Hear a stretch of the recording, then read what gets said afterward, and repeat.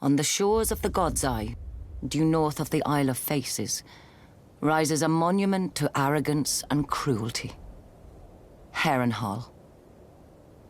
For a people who prided themselves on their ships, the Iron Men of old seized any chance to leave them, and carved out a vast kingdom from the peaceful river lords.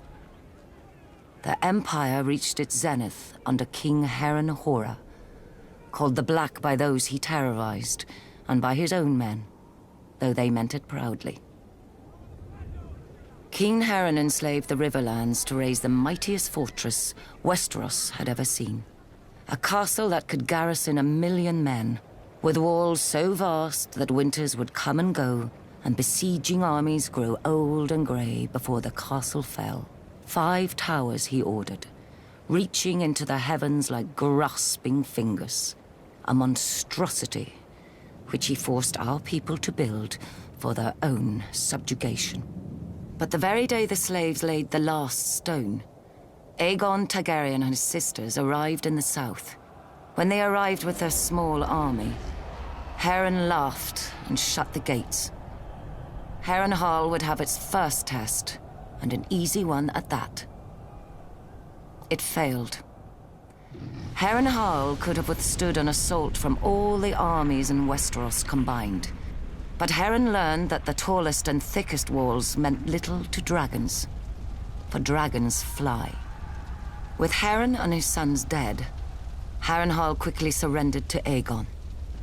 House Tully then raised the River Lords in rebellion against the Iron Islands, and with Aegon we flushed the Iron Men to the sea.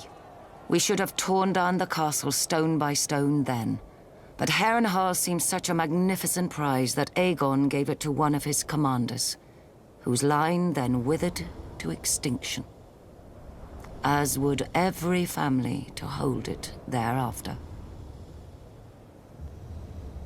When many speak of Harrenhal, their voices drop to whispers about Mad Lady Lothson, who was said to send a giant bat to collect children for her crockpots, and to bathe in blood and serve feasts of human flesh.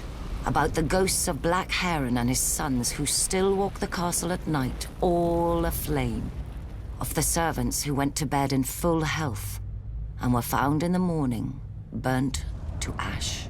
Mere stories to frighten wayward children and excite young girls, you may say. You would not be entirely wrong. Harrenhal is a prize. A nigh impregnable castle with enough land and enough income to make a man, at a stroke, one of the greatest lords in Westeros. But you would not be entirely right either. Say by a king's grace, Harrenhal became yours. Now you must garrison it. You must repair it and maintain it. Even stretched to the ends of your means, you cannot fill and manage the whole castle.